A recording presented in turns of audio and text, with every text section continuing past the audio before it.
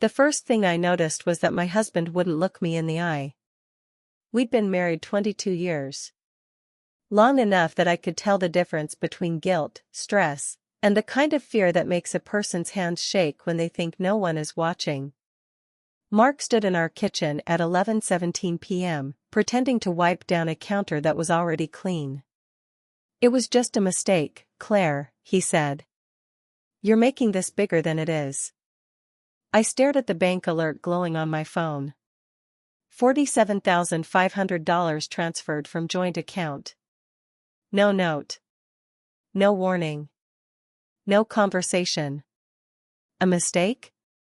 I asked. His jaw tightened. I clicked the wrong account. "I'll reverse it tomorrow." And maybe I would have believed him if I hadn't already seen the envelope sticking out of his briefcase. "My name is Claire Whitmore.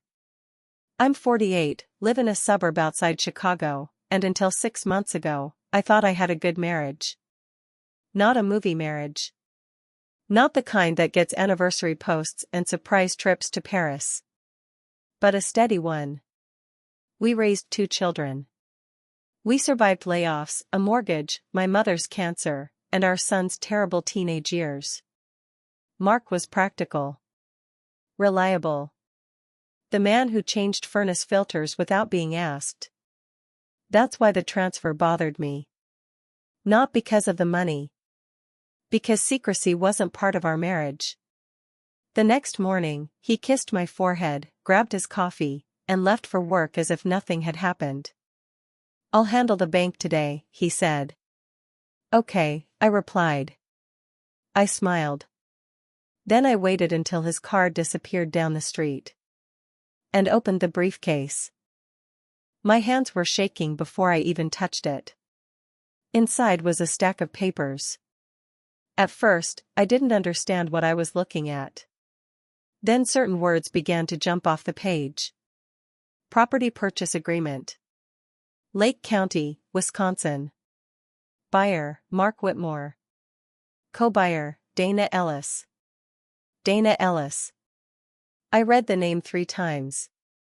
Dana worked with Mark. I'd met her once at a company picnic. Blonde, confident, maybe 10 years younger than me.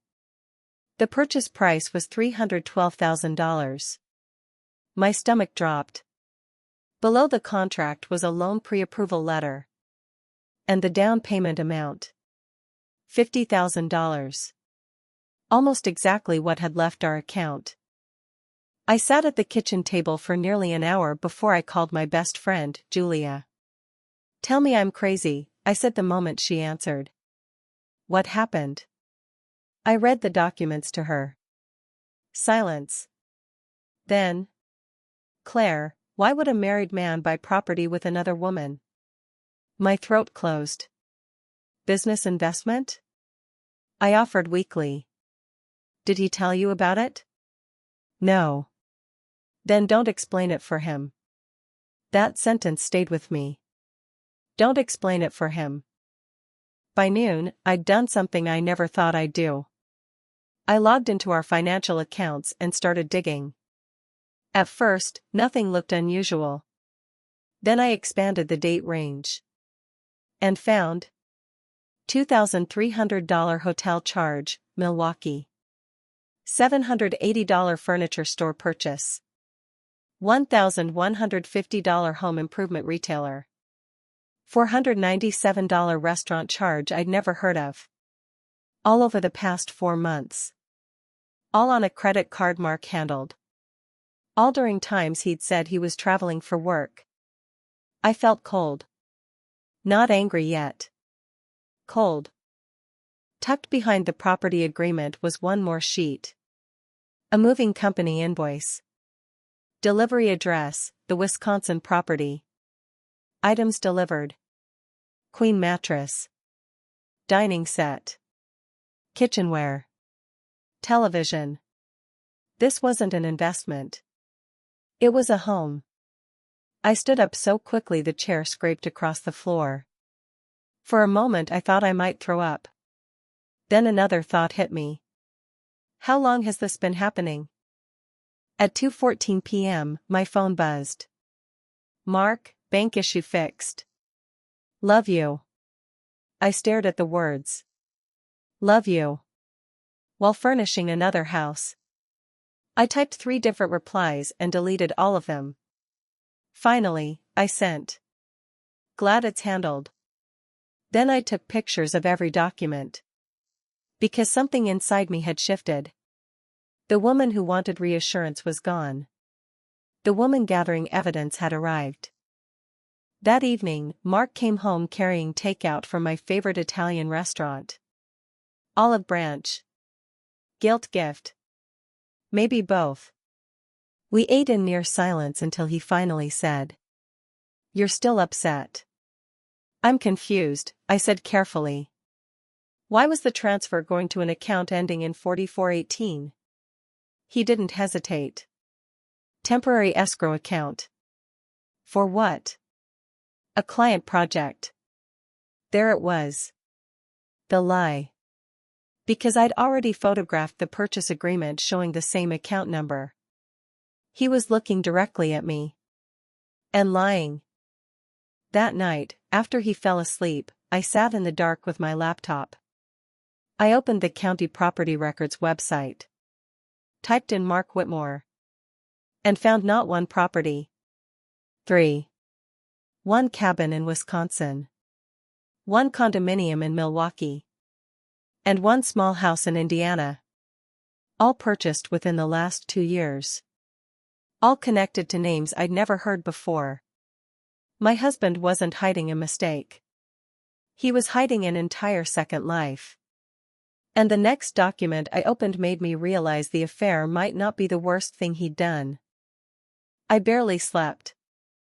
Every time I closed my eyes, I saw those property records. 3 homes. 3 different women listed on various documents. 3 different versions of the man I'd shared a bed with for 22 years. By sunrise, I had made a decision. I wasn't confronting Mark. Not yet. If he had spent years building this web of lies, one emotional conversation wasn't going to unravel it. I needed facts. And I needed them before he realized I was looking. At 9 the next morning, I walked into the office of family attorney Rebecca Lawson. I wasn't ready for divorce. I wasn't even sure what I was ready for. But I needed to understand what my rights were. Rebecca listened without interrupting as I laid the documents across her conference table. She studied each one carefully. Then she looked up. Claire. What? These transfers aren't random. My stomach tightened. They're structured. What does that mean? It means someone deliberately moved money in amounts that wouldn't immediately attract attention. I frowned. So this wasn't panic? She slowly shook her head. This looks planned. Those 2 words echoed in my head. Planned. Not a mistake. Not an accident. A strategy. Rebecca suggested something I hadn't considered.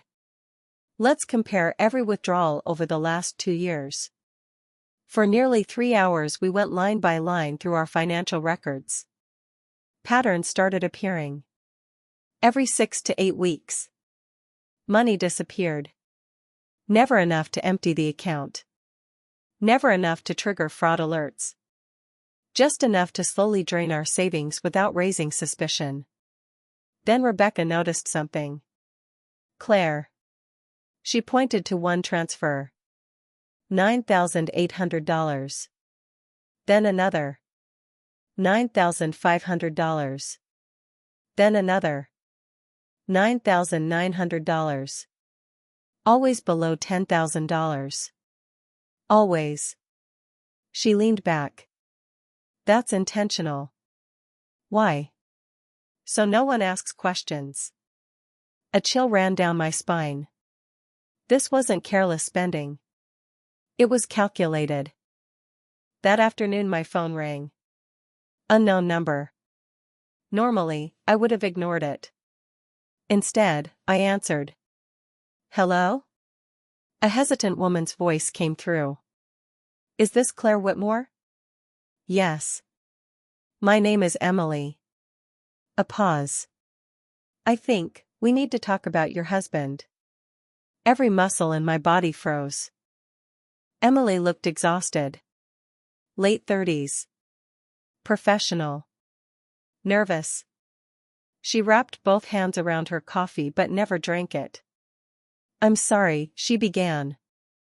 I don't know who you are. You don't. She slid a photograph across the table. Mark.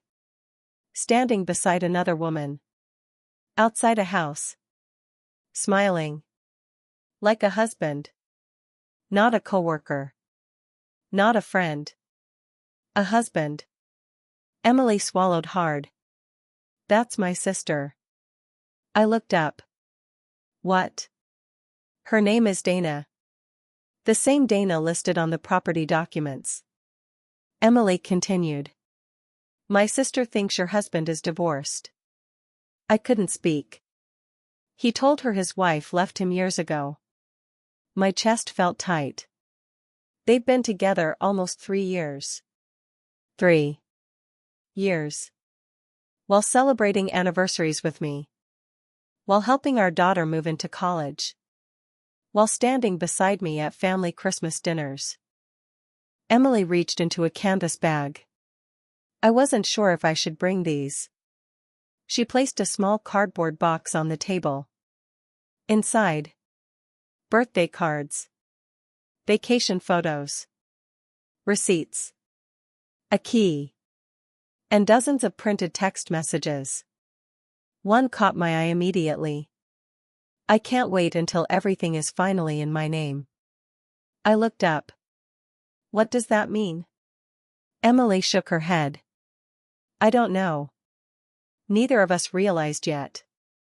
That single sentence would become the most important clue in the entire case. That evening I didn't go home. Instead, I checked into a small hotel 20 minutes away. I texted Mark. Staying with Julia tonight. Need space.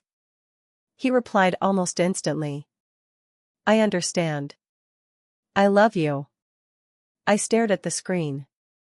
It was astonishing how easily lies could fit inside familiar words. The next morning Rebecca introduced me to a licensed private investigator named Daniel Brooks. He reviewed everything I'd collected. Then he asked one question. Do you know where your husband's company keeps its corporate records? No. Let's find out. Within days, Daniel uncovered something neither of us expected. Mark wasn't just hiding relationships. He had quietly created 2 limited liability companies. One owned the Wisconsin cabin. The other owned the Indiana house. But neither company listed Mark as the primary owner. Instead, the ownership shifted repeatedly between people connected to him. Dana. A college friend. An older cousin. Then back again. Daniel frowned. People usually don't move ownership around like this unless they're trying to hide something. 3 days later Daniel called. You need to come to my office. Immediately. When I arrived, several documents were spread across his desk. One page stood out. It listed beneficiaries for a substantial life insurance policy. I expected to see my name. Instead, the primary beneficiary had been changed 18 months earlier. Dana Ellis. I felt as if the room had tilted. Is this legal? Daniel nodded carefully. If the policy owner follows the required process, yes.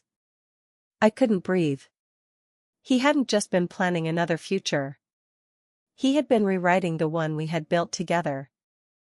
As Daniel gathered the papers, one thin envelope slipped onto the floor. He picked it up. Paused. Then looked at me. I don't think you're ready for this. I've come this far. He handed it over. Inside was a copy of a document filed almost 18 months earlier. It wasn't a deed. Or another bank transfer. Or another insurance form. It was something far worse. A notarized affidavit claiming that I had abandoned the marriage. My signature was on the last page.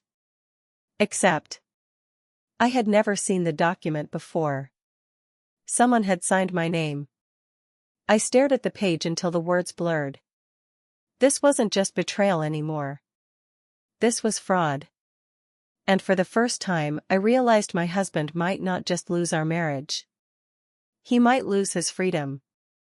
That night, Rebecca called. Her voice was unusually serious. Claire, don't confront him.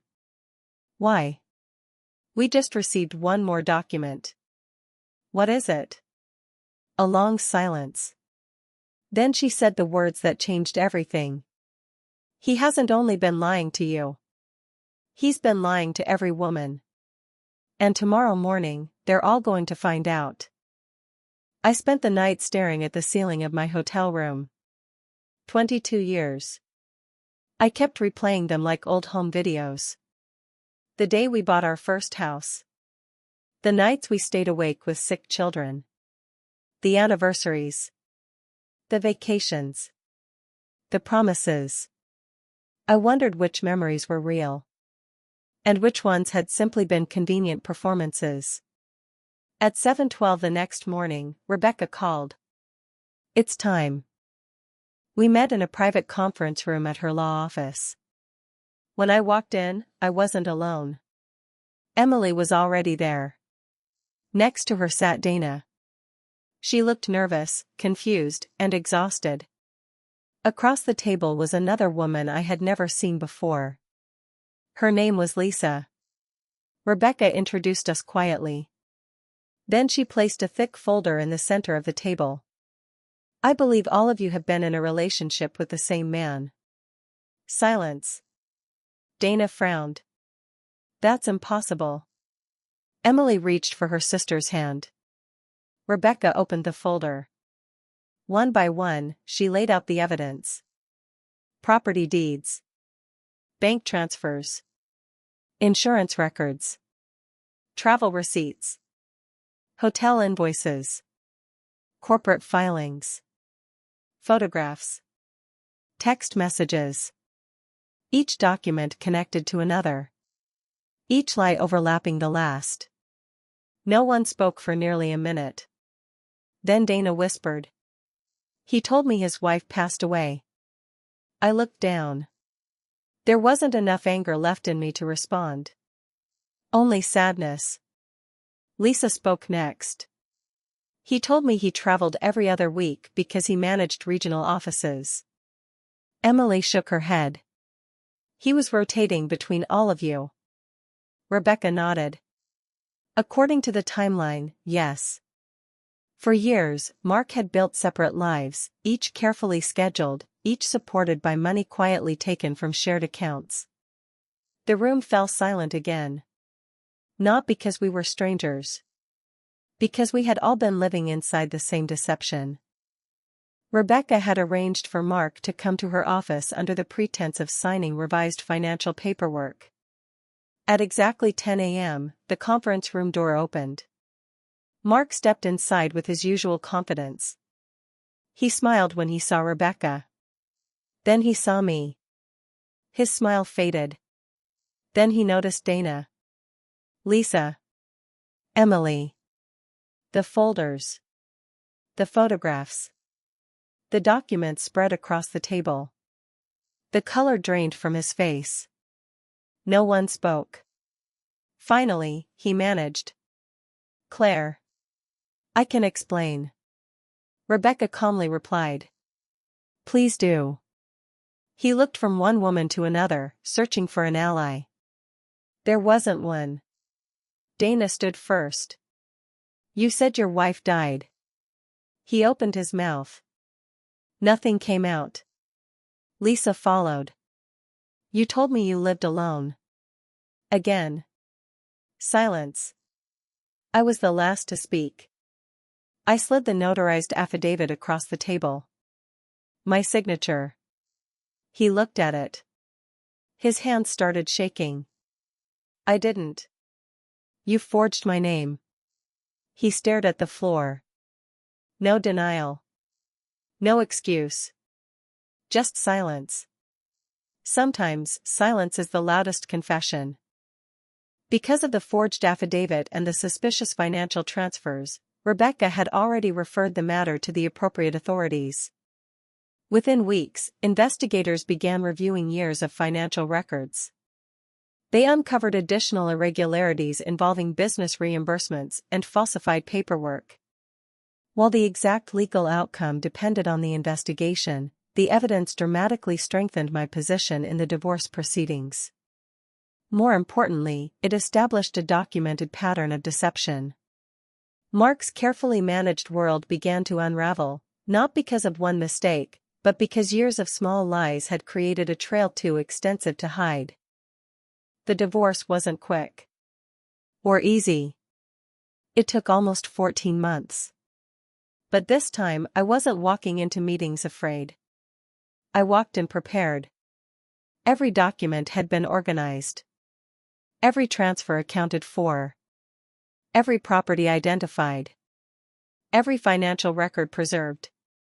When the settlement was finalized, the court considered the documented financial misconduct in dividing the marital assets. I kept our family home. My retirement accounts remained intact. Several concealed assets were brought into the marital estate before distribution. No outcome could erase what had happened. But the process ensured that the hidden finances were no longer hidden. 6 months later, life became surprisingly quiet. For the first time in years. No excuses. No unexplained business trips. No late-night phone calls. No wondering. Just peace.